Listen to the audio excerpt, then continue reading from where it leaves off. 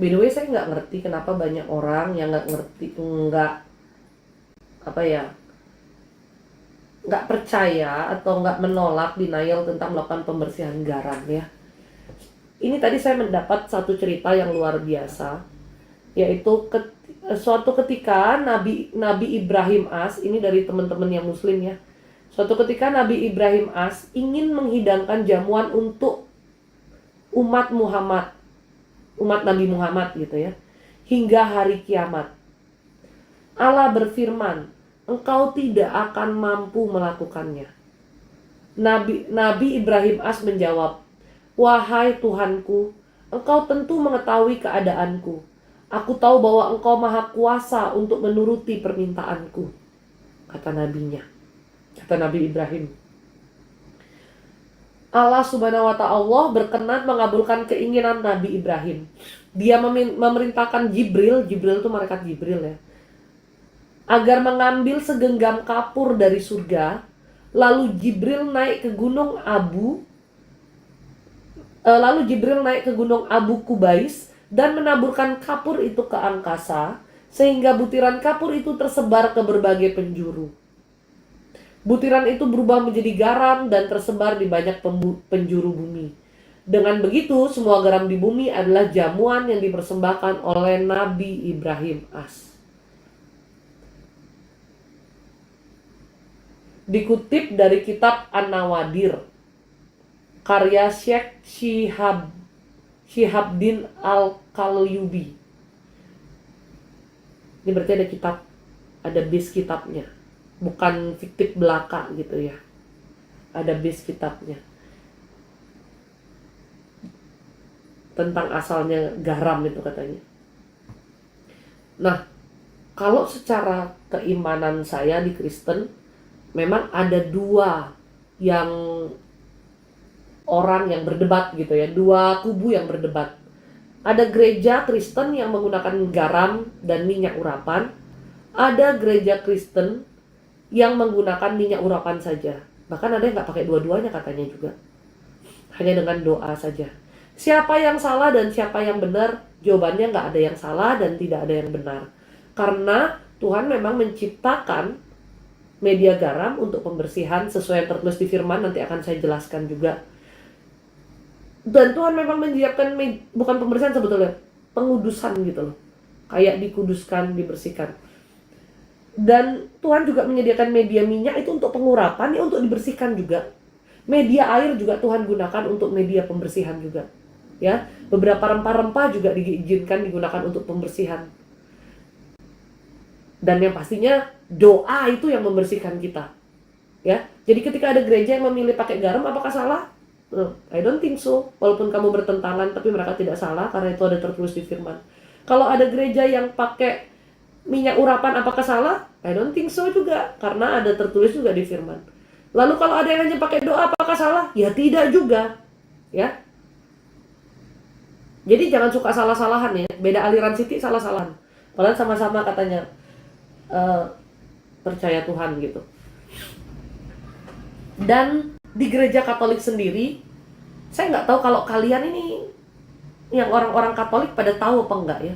Tapi karena saya adalah sebagai seorang Katolik dari kecil, mama saya juga sampai hari ini dia Katolik, walaupun saya udah ke Kristen gitu ya, ikut suami saya.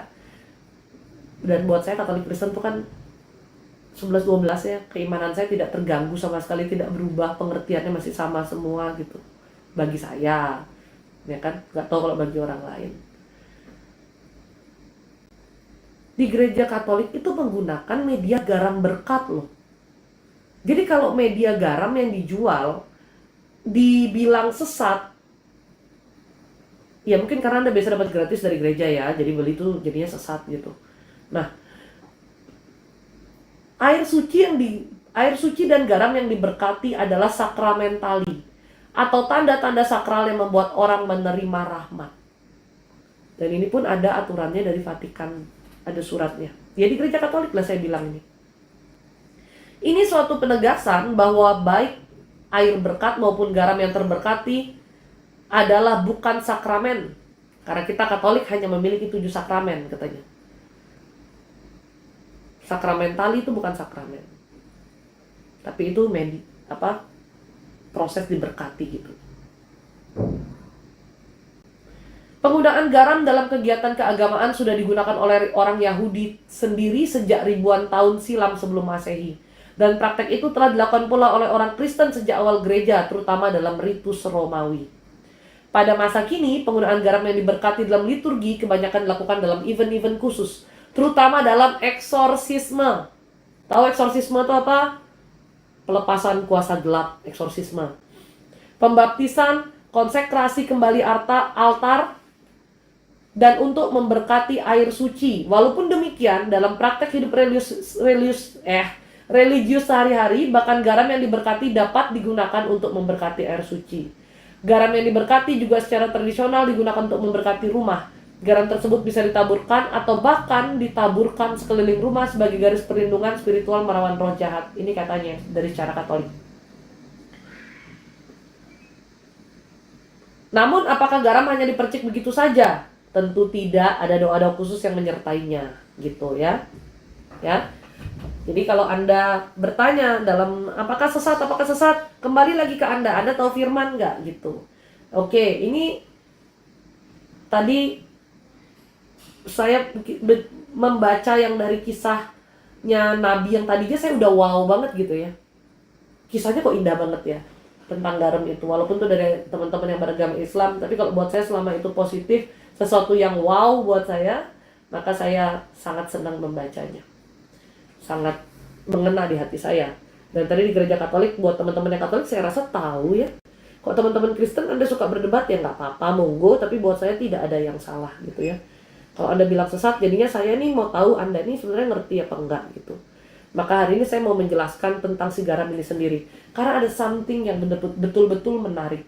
Jadi kalian harus paham, bukan karena saya jualan garam, tapi ini sesuatu yang betul-betul menarik gitu ya.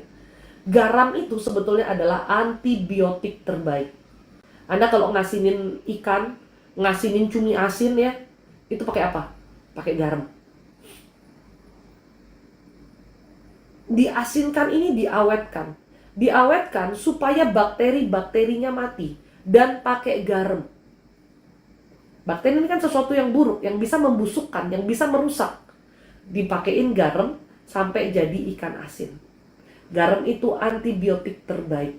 Garam itu juga bisa menetralisir hal-hal negatif. Dan kalian harus tahu bahwa garam itu punya kandungan asam dan basa. Ketika asam dan basa bertemu, yang timbul apa? Netral. Asam dan basa bertemu, yang timbul netral.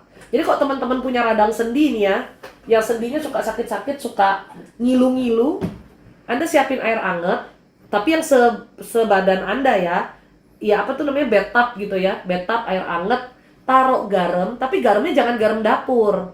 Mohon maaf nih ya, buat para produsen garam dapur, sebelumnya saya meminta maaf. Garam dapur meja yang kita pakai untuk masak itu sudah bukan garam murni, karena banyak zat kimia di dalamnya, dicampur iodin dan lain sebagainya. Makanya dibilang ini garam beriodium dan lain sebagainya gitu.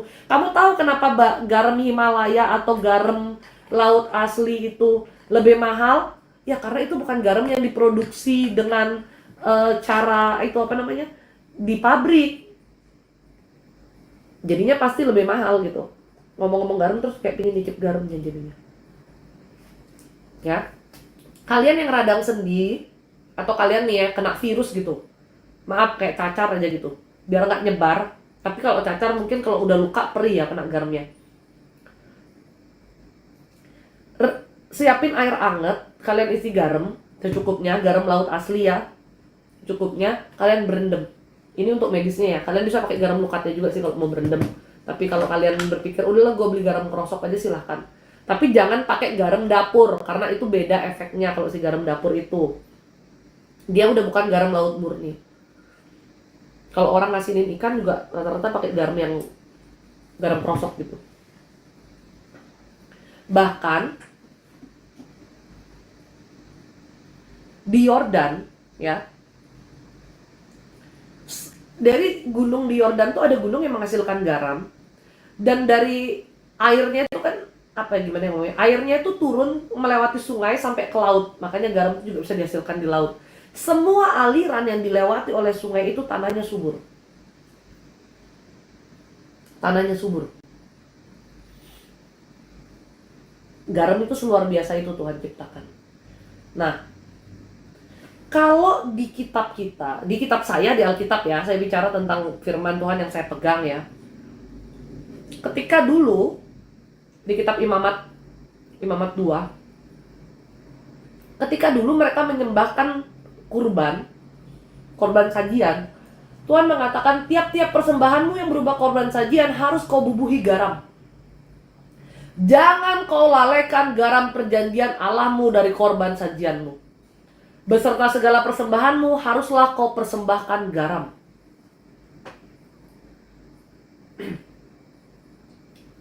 Luar biasa banget nih garam ya. Harus dipersembahkan ke Tuhan loh garam. Dan semua korban sajian harus pakaiin garam. Kenapa korban sajian diberikan garam? Ingat tadi, garam itu adalah antibiotik. Garam itu penetral.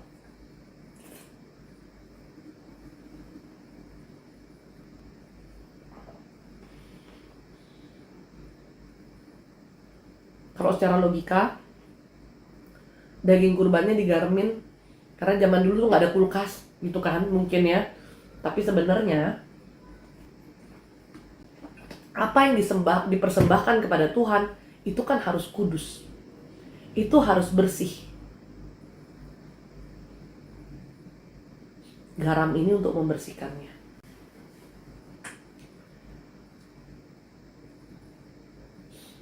Garam ini kan sudah ada sejak lama. Di firman Tuhan Anda bisa lihat bahwa garam itu dipakai penyedap makanan. Ada dikatakan di kitab Ayub gitu.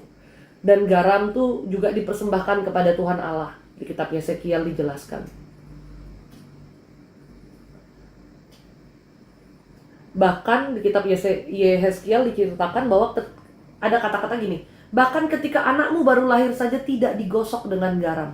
Kenapa anak baru lahir digosok dengan garam? Maksudnya apa? Yaitu tadi karena fungsi garam ada berhubungan dengan kesehatan juga. Sebagai antibiotik tadi itu. Anak baru lahir kan rentan dengan penyakit juga. Harus dibersihkan. Anak baru lahir harus dikuduskan juga kan. Dibersihkan.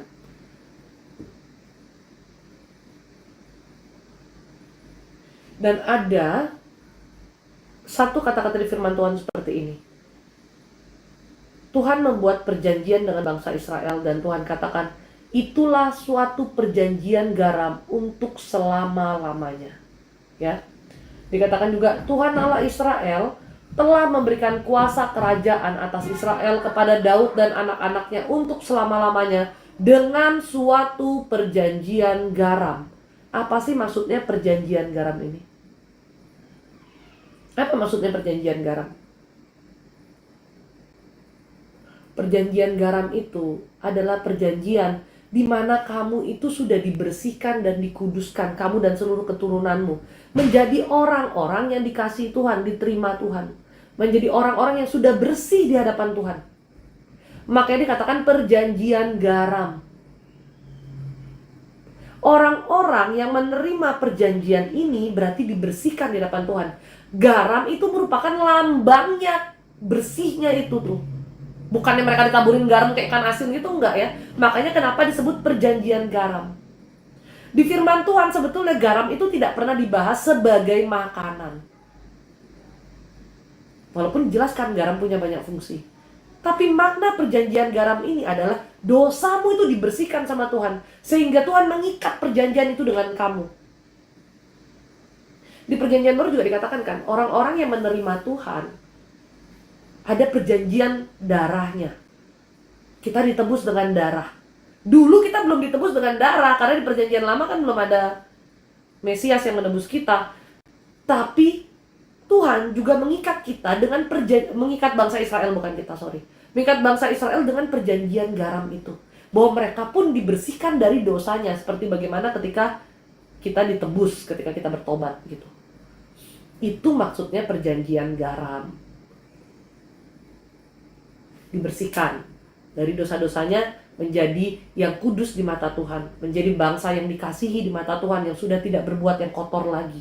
Itu maksudnya dari perjanjian garam itu tadi.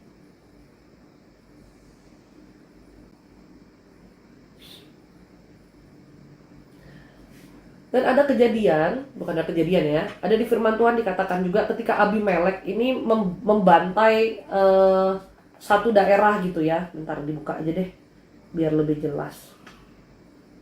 Ini Alkitabnya mini-mini banget, tau nggak lu? Cici tuh udah matanya minus, ini agak temaram-temaram gitu ya. Ini nih matanya jadinya terjuling-juling sedikit gini.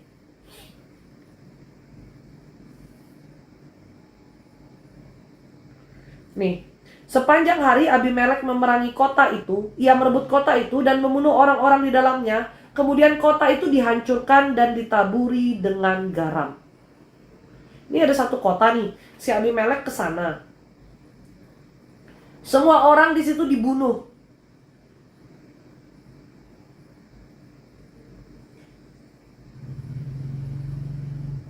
Apa sih baby angel ini? Aku yang dulu suka ngerusuh di live ini, nggak percaya Tuhan. Udah 1 minggu aku berdoa ke Tuhan. Puji Tuhan baby angel, sekarang udah mulai percaya Tuhan nggak? Kalau gitu stay lah kau di live ini. Mudah-mudahan kamu menjadi lebih baik. Aduh ya ampun, putra pemulung Raja Gugu, kamu datang lagi. Malam saudaraku, selamat malam saudaraku. Ya, lu puji Tuhan ya kamu. Kalau kamu udah mulai berdoa, kamu membuat aku happy dengan perkataanmu. Ya, mudah-mudahan kamu setia di jalan Tuhan walaupun kamu sempat mengalami kecewaan dan kepahitan. Oke? Oke, saya lanjut lagi ya. Ini udah mulai nih, Bapak Putra Pemulung Raja Gugu datang nih, yang saudaraku nih, membuat saya mulai ini nih, mulai terkecoh nih, nggak fokus nanti nih ya. Kenapa kota Sikem itu iya benar. Kenapa kota itu semua orangnya dibun-bun, dihancurkan gitu ya, lalu ditaburi dengan garam? Karena kota itu setelah itu harus dibersihkan kembali, dikuduskan kembali. Sudah begitu banyak manusia yang terbun-bun di situ, ya enggak?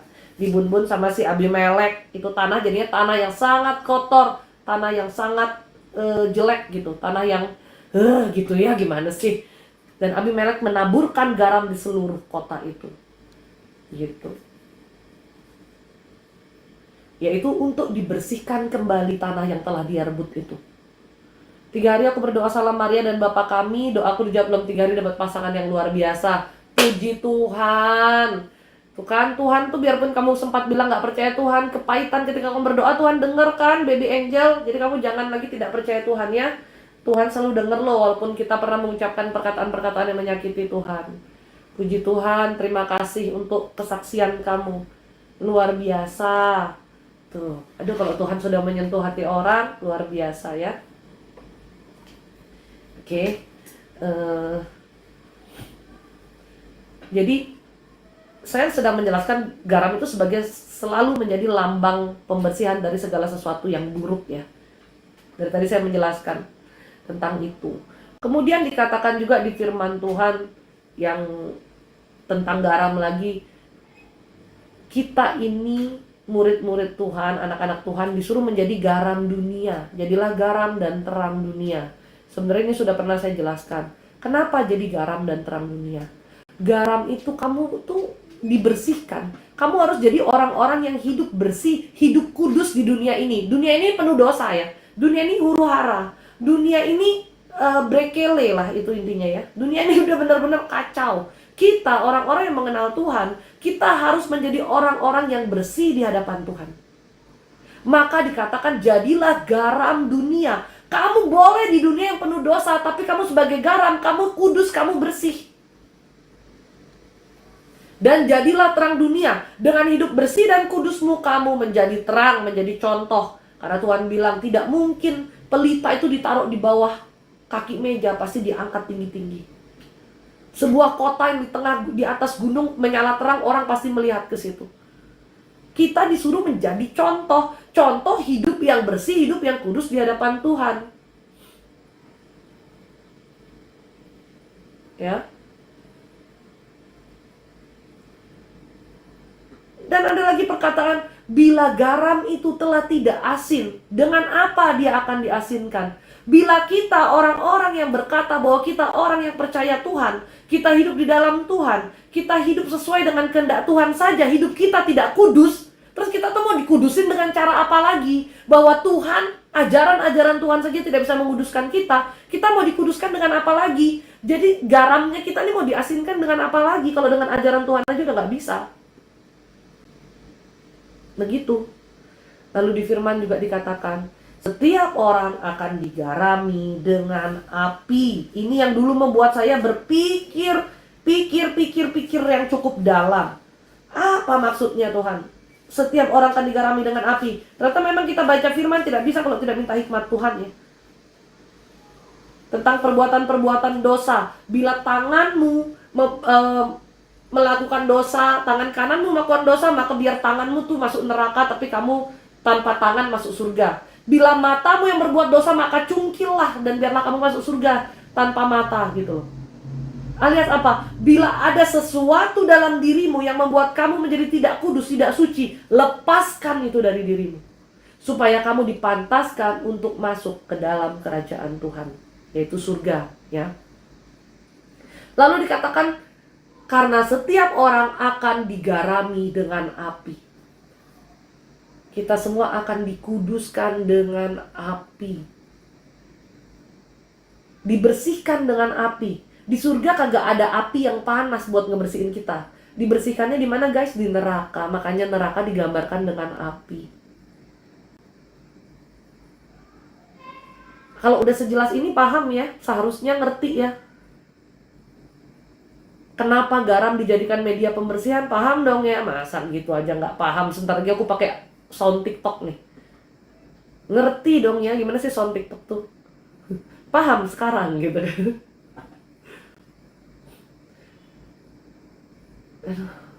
Romian, udah kamu baca aja kitab sucinya deh. Masa tentang garam dunia aja lu tanya tertulis di mana? Lu berarti kagak pernah baca firman lu. Yang tentang jadi garam dunia tuh kayaknya semua orang Kristen tahu tuh. Firman tentang jadi garam dunia, Romian. Lu baca lagi firmannya, Romian ya. Tuh.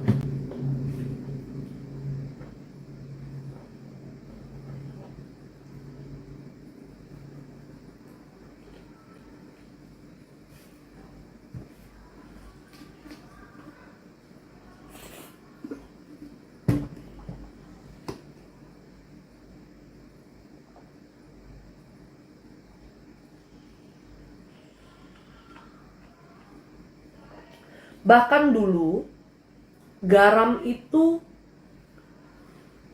sempat langka. Garam itu sempat menjadi komoditi kayak emas gitu, bahkan lebih mahal dari emas di perdagangan. Di zaman peperangan garam itu dicari-cari. Garamnya mahal. Itu sih bukan ada berhubungan dengan pembersihan, tapi kisah tentang si garam aja.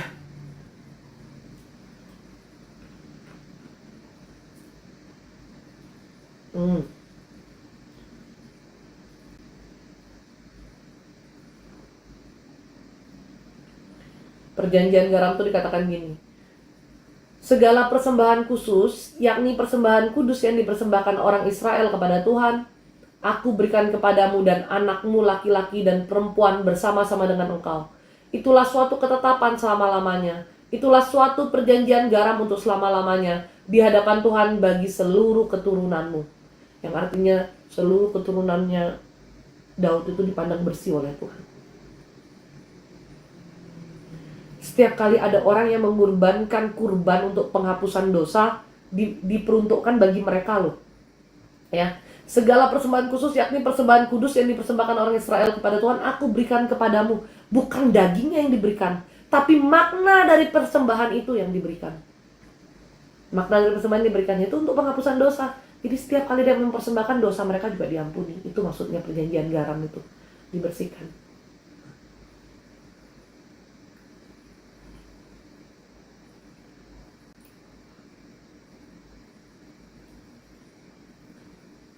Dan kalau di adatnya orang Timur Tengah, perjanjian garam itu juga garam itu dipakai untuk mengesahkan perjanjian sebagai lambang kalau mereka tuh setia. Mereka tuh nggak licik lah, nggak picik gitu. Pakai garam. Dan kalau menurut adat orang Timur Tengah, kalau dalam suatu pertemuan disuguhi garam, berarti itu ada perdamaian. Itu yang digambarkan.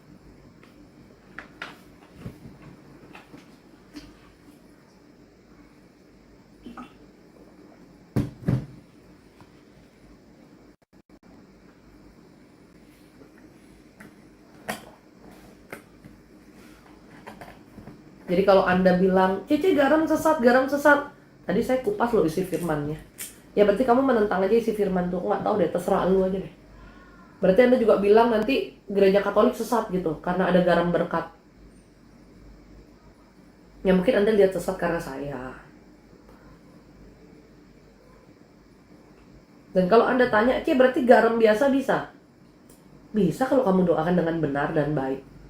Pakai garam krosok. Jangan garam laut, jangan garam dapur. Tapi efeknya pasti beda. Karena ini kan ada campuran herbalnya juga. Makanya kenapa orang mandi garam lukat suci ini ekstrim-ekstrim. Kalau ada kuasa gelapnya, ekstrim juga yang keluar dari badannya.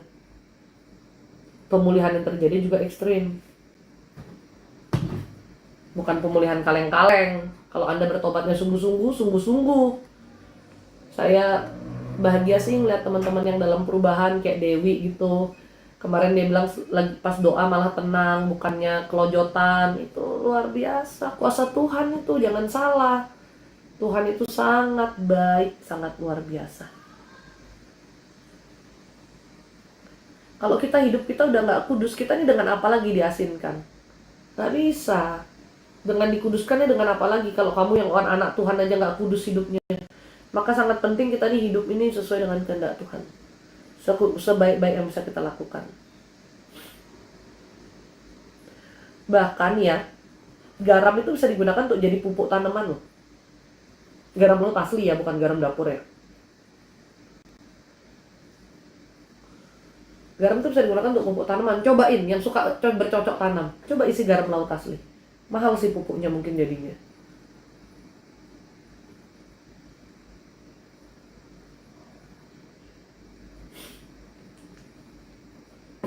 Anda kalau mau konsultasi dengan kami itu bisa via online maupun offline. Mau minta jadwal untuk didoakan pembersihan dan lain sebagainya itu online maupun offline.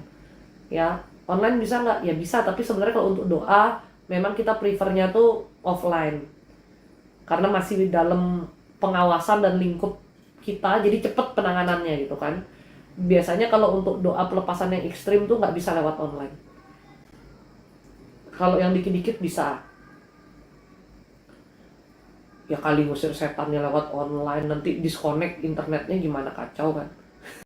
Tapi kalau cuma konsultasi itu bisa, doa yang ringan tuh bisa. Anda minta jadwal sama admin, linknya ada di profile, itu Anda bisa chat admin di situ. Aku nih banyak minum, pingin pipis, jadi gimana ya. Nah begitulah ya buat Anda yang bertanya tentang garam. Kenapa sih saya merasa perlu menjelaskan tentang garam ini, supaya kalian tuh paham. Kalian jangan pakai media juga ya kalian kagak paham nih. Maknanya apa? Pembersihan tuh ada di firman. Masa gereja Katolik tuh gak mungkin ngawur-ngawur juga mengizinkan pembersihan dengan media garam berkat itu. Gak mungkin ngawur-ngawur juga. Kenapa gereja Katolik juga masih memakai rempah-rempah yang saya nggak tahu apa namanya, hisop ya, yang dikicrik-kicrik itu sebelum komuni, sebelum konsekrasi komuni itu, yang dikicrik-kicrik itu nggak tahu tuh apa namanya. Hisop kalau nggak salah ya, apa sih? Daripada saya salah ngomong ya, saya nggak tahu. Yang berasap itu loh, asapnya tuh baunya kayak campuran rempah-rempah apa gitu kan, membagongkan juga gitu, dijelaskan karena itu bau, aromanya bercampur. Ya pasti yang nyampur yang ngerti gitu ya, pihak gereja yang tahu gitu. Nah, kemudian juga gereja Katolik punya minyak urapan juga loh. Walaupun tidak diberikan ke umat ya, nggak tahu kalau sekarang gimana. Tapi dulu minyak urapan tuh hanya Romo yang boleh pakai untuk mengurapi orang-orang biasanya udah sakit gitu, diurapi. Karena di firman dikatakan ada untuk orang yang sakit urapilah dengan minyak gitu. urapilah yang sakit dengan minyak, gitu. Ada firmannya itu. Jadi ada perminyakan, sakramen perminyakan. Nah, memang kalau di gereja Kristen, karena gereja Kristen Protestan ini kan banyak aliran. Aturan-aturan dibuat manusia itu kan terserah-serah manusia juga gitu ya. Anda mau ambil yang mana mungkin terserah-serah juga gitu. Jadi banyak pertentangan. Ya makanya kalau ditanya yang benar yang mana, Cek? Nggak tahu, karena semua tertulis di firman. Kembali ke kebenaran firman aja.